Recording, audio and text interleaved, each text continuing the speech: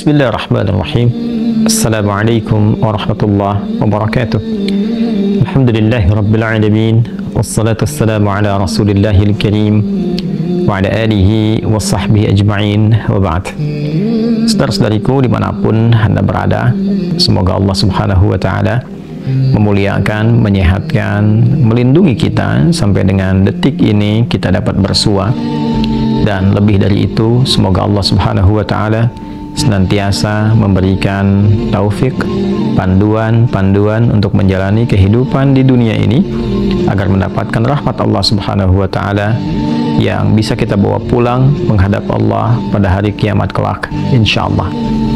Teman-teman, malam ini yang biasanya kita membahas Aqsa dengan cukup panjang, kali ini kita ingin berbagi pesan yang sangat singkat, yang dalam singkat ini kita ingin mengingatkan baik kepada diri saya pribadi dan kepada kita semua tentang satu bagian dari ayat Al-Quran yang kiranya penting kita renungi, yaitu Quran surah ke-81 At-Takwir di ayat ke-26, saat Allah subhanahu wa ta'ala berfirman, "Fa'aina tadhhabun?"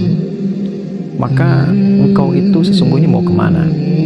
Ayat yang singkat tapi begitu padat dan sangat mendalam, memberikan satu kesan yang cukup menusuk ke dalam jiwa setiap manusia. Pertanyaan yang datang langsung dari pencipta kita, sesungguhnya engkau mau kemana? Allah sudah menjelaskan mengapa kita diciptakan. Allah sudah memberikan jalan kehidupan bagi kita dan menerangkan konsekuensi di balik pilihan-pilihan yang kita tetapkan untuk menempuh jalan-jalan yang dimaksudkan. Bila benar, resikonya seperti ini. Bila salah, konsekuensinya demikian. Maka, di antara sekian manusia yang telah mengetahui semua konsekuensi itu, terkadang masih mengedepankan bujukan-bujukan atau bahkan pengaruh-pengaruh nafsunya agar bergeser dari nilai-nilai kebaikan, bahkan nilai kemanusiaan yang telah Allah tetapkan. Ketika Allah menyampaikan, "Tidaklah aku ciptakan jin dan manusia itu kecuali untuk menaati aku, untuk beribadah kepada aku." Jadi sifat menjalani kehidupan di muka bumi ini adalah dilandaskan pada kepatuhan kita kepada Allah subhanahu wa ta'ala. Kepatuhan itulah yang disebut dengan ibadah. Patuh, tunduk, patuh, bahasa Arabnya itu disebut dengan Islam. Jadi Islam dalam pengertian etimologi secara bahasa artinya tunduk, patuh, taat. Orangnya disebut dengan Muslim. Jadi setiap manusia itu konsekuensinya memang mesti patuh, tunduk dan taat kepada Sang Pencipta, yaitu Allah subhanahu wa ta'ala. Karena itu ketika Allah menyampaikan di dalam firman-Nya, "Wa ma khalaqtul jinna wal insa illa liya'budun." Tidaklah aku ciptakan jin dan manusia itu kecuali untuk menjadikan seluruh aktivitasnya agar menaati Allah subhanahu wa ta'ala, dijadikan sebagai ibadah. Jadi kita dari bangun tidur sampai tidur itu sejatinya adalah memetakan kurikulum untuk menaati Allah dalam bingkai ibadah, dilatih dalam bentuk ritual. Ritual itu untuk mengaktifkan titik spiritual kita, titik roh kita. Segala yang terkait dengan roh disebut rohani. Jadi dalam diri kita ini ada spiritnya, ada rohnya. Dan itu adalah titik latihan pertama untuk mengaktifkan ya titik-titik kebertuhanan. Jadi ketika Allah sampaikan, "Tidaklah aku ciptakan engkau kecuali untuk menaatiku." Nah, titik ketaatan itu yang disebut dengan titik ritualnya. Ibadahnya ibadah ritual, ya, keadaannya keadaan spiritual, itu yang penting kita aktifkan dulu. Itu sebabnya diminta kita sholat untuk mengoneksikan diri kita, mengaktifkan sinyal itu dengan Allah subhanahu wa ta'ala, dengan Sang Pencipta. Sehingga ketika terkoneksi, terbangun kesadaran dari dalam diri kita sebagai sebuah fitrah.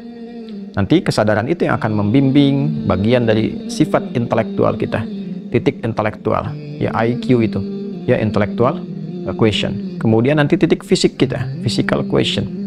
Jadi nanti yang menggerakkan adalah titik spiritualnya. Ini yang memberi perintah. Kalau akal itu masih objektifnya normal saja, karena dia hanya mengkonstruksikan pikiran, mengolah data, ya, jadi informasi menjadi knowledge. Knowledge itu yang akan diteruskan kepada fisik untuk dieksekusi. Ya, bagaimana nanti lisan bicara? Seperti apa konstruksi bicaranya? Mengatur katanya bagaimana? Memilihnya seperti apa? Menjelaskannya bagaimana? Tapi perintah untuk melakukan itu sumbernya dari sini. Ya, dari titik terdalamnya. Di dalam itu cuma ada dua. Ada jiwa takwa, ada jiwa fujur. Fa'alhamaha fujuraha wa taqwaha. Maka di dalam diri manusia itu, di titik paling dalamnya itu ada nilai kebaikan disebut dengan takwa, karakter moral kebaikan.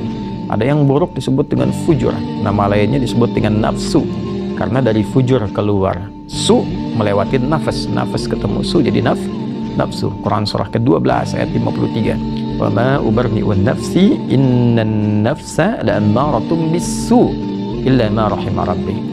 Maka semua tindakan kita, menatap, mendengar, berbicara, bertutur, sampai dengan berjalan, ujung kepala sampai ujung kaki, yang kita jadikan sebagai bagian dari perangkat beraktivitas itu, semua tatanannya, perintahnya kalau tidak dari takwa adalah dari fujur. Kalau bukan dari sifat baik, sifat buruk yang bersumber dari nafsunya. Maka semua kegiatan yang kita desain dalam setiap hari itu, kita tata. Dan Allah tanya, baik, engkau untuk apa bekerja?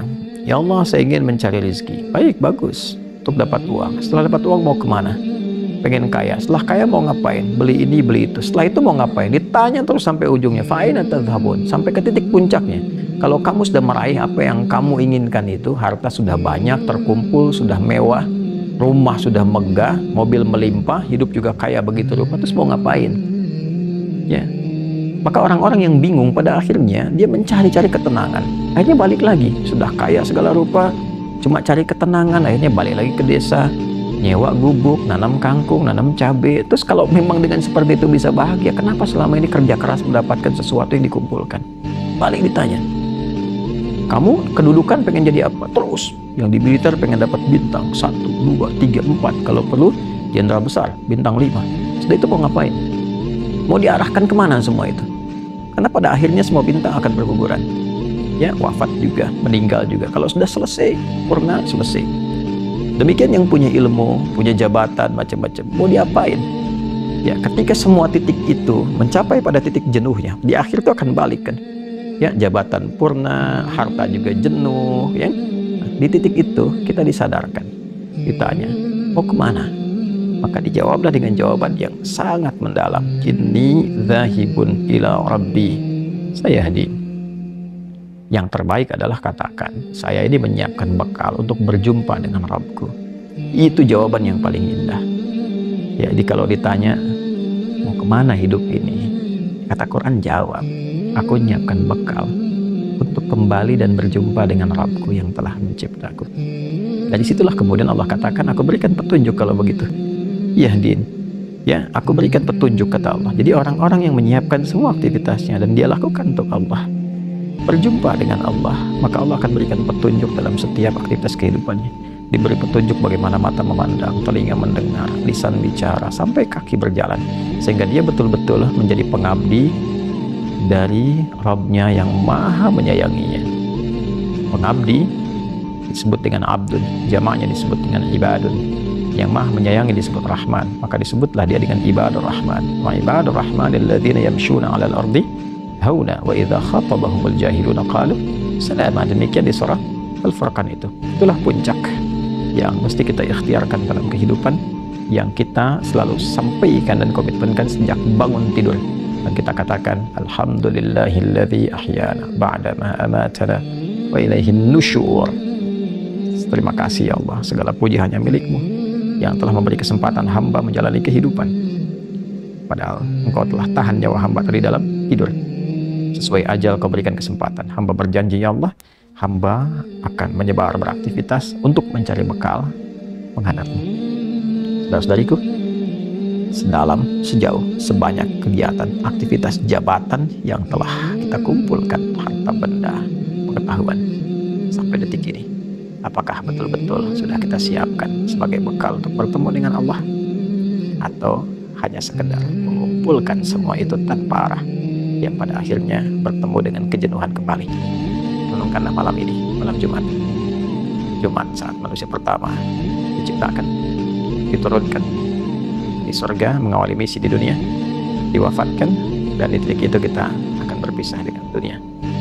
Saat adzan berkumandang, nampak jelas seluruhnya. Semoga Allah muliakan kita. Selamat merenung. Allahu Akbar. Allahu Akbar. Subhanakallahumma wa bihamdika asyhadu an la ilaha illa anta astaghfiruka wa atubu ilaik. Alhamdulillahirabbil alamin. Assalamualaikum warahmatullahi wabarakatuh.